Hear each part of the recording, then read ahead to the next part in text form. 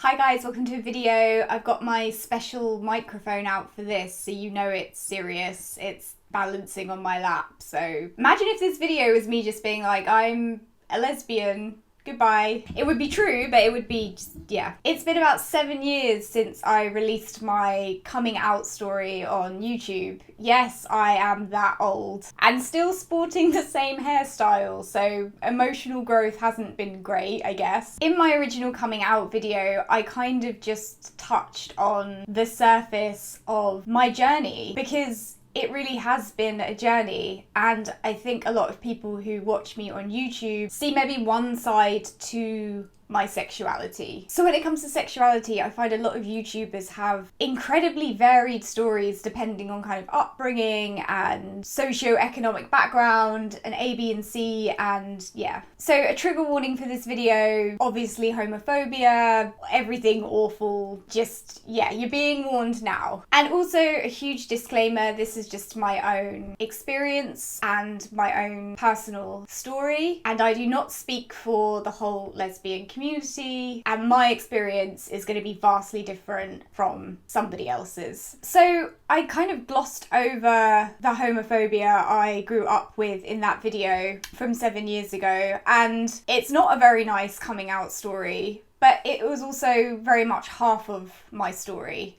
And this video is basically an update on that. I think it's important to talk about these things and to not kind of sugarcoat being gay. I first knew I liked women from a very young age. I mean, as soon as I could really even comprehend it. I had this innate fascination with women from being a very small child, and then around 11 or 12, I guess that was when it was morphing into desire, and this was always with me, but because anything lesbian or gay was hidden from me as a child, obviously that just didn't exist for me growing up. I didn't really know what it was, I just knew it was a part of me, and it was a part I kept to myself. All I knew about gay people or lesbians is that it was weird, it was the other, it was distasteful, to put it in a nice way. That is what I knew of that as a preteen. The first piece of lesbian representation I saw was Heavenly Creatures. It was playing on the TV. I was having a sleepover at my best friend's house and I saw a clip of it. I think it was just a scene of them holding hands or being quite intimate friends. There's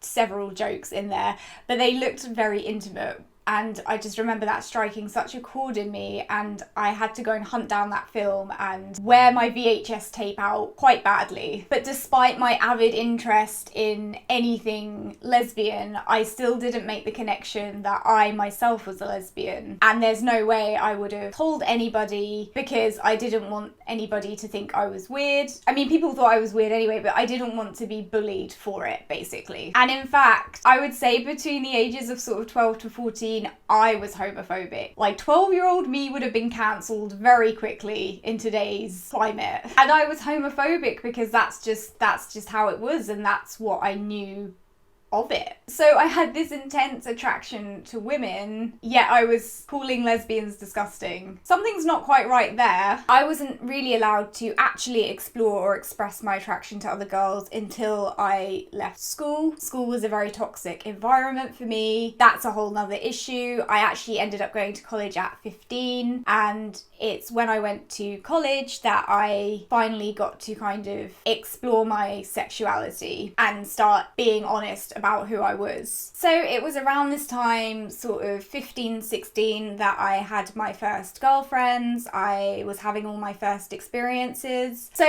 in my original video, I spoke about bringing my girlfriend home, and that's how I came out to my mum, who flipped her shit and was a complete monster about it and made me apologize and made me cry and made me sleep on the sofa. I was more or less raised by my mother and my grandmother, and both of them were very casually homophobic. I wouldn't say they were hateful towards gay people, they just found it distasteful. It was never a case of you're not allowed to do that. It was just a case of I know that's what you are and I don't like it. However, something I've never spoken about on this channel is my mother was incredibly abusive towards me growing up and suffered very badly with her mental health. So when it came to me being myself, I was never afraid of upsetting her because the relationship was already so damaged. And I was forced out of the house as a teenager. This was regardless of my sexuality. This was nothing to do with it. So because I don't have these relationships, I sort of can't really speak from an angle of how to deal with family and homophobia, because it was just awful for me regardless of the homophobia, if that makes so.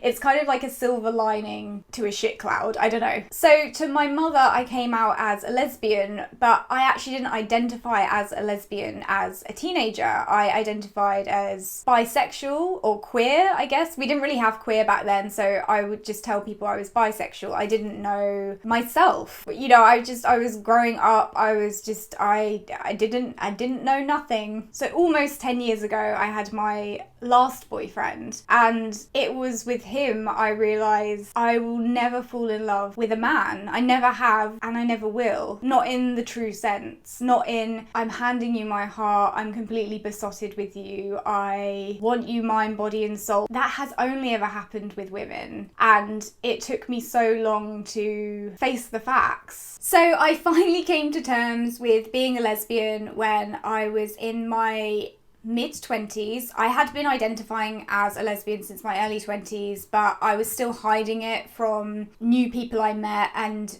I wasn't open about it. I finally, I feel like, came to terms with myself after I went to a gay club in New Zealand with two straight friends. Anyone in Auckland will know the exact road I'm talking about with all the gay clubs. It was my birthday, we were bar hopping, we ended up in a gay club because it was the only one still open late on that particular night. I was doing Cyndi Lauper on the karaoke, and I'm drunk, I'm in a bar, I'm hitting on women, sue me. These two straight people who I was just sharing a room with in this hostel I was staying at in New Zealand took me outside. This is so important, and you're doing roadworks. This is peak homophobia. They took me outside the club and they were like, Tess, are you gay? And immediately I looked at the floor very ashamed and I was like, yes. Do you still want to be friends with me? And they were like, yeah, like, we don't care. Of course we don't care, like, you're being silly. A switch just flipped for me in that moment. And ever since then, I've been very upfront about who I am with people, and they can take it or leave it. It just took two non-judgmental strangers to help me grow and blossom as a person. And that was just a few years ago. I mean, it's crazy. Not until my mid-20s did I start to say to people, I'm a lesbian, I'm gay. Before that, I would just let people assume what they wanted. I never hid my attraction to women, but I would just let people assume whatever they wanted about it. I don't know why. I think I was just worried they would treat me differently. I just cared a lot more as a young person, and it was fear. One thing I can tell you is people care a lot less about your sexuality than you would think. So the last thing I wanted to talk about in regards to my sexuality is the reality of being a lesbian, and a lot of the things we don't really talk about, mainly because why focus on the negative, but I do feel like it gets swept under the carpet, and these are relevant issues. You know, I live in a first world country. I live in London, which is supposedly quite a kind of open and liberal city. It has pockets of conservative communities. I feel like I do live in a bit of a pocket, which is fantastic. I love it. But also, you know, there's a lot of different beliefs. At the very least, you're going to get people being curious, people looking, maybe people pointing you out.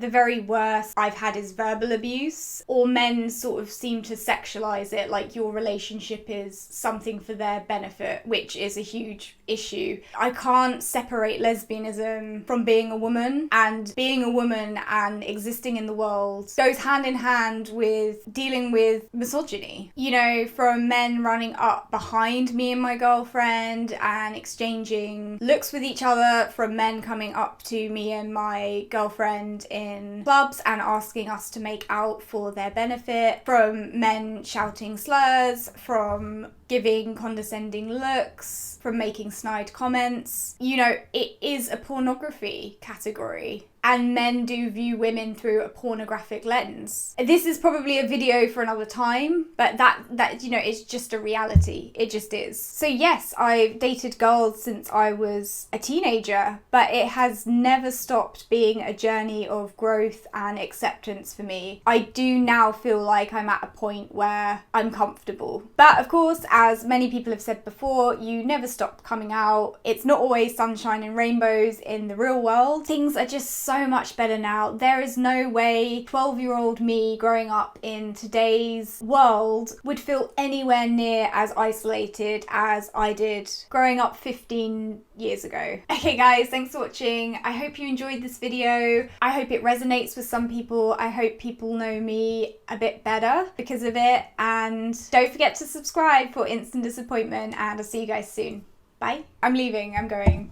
That's it. I'm gay. I'm gay, gay, gay, gay, gay, gay, gay, gay, gay, gay.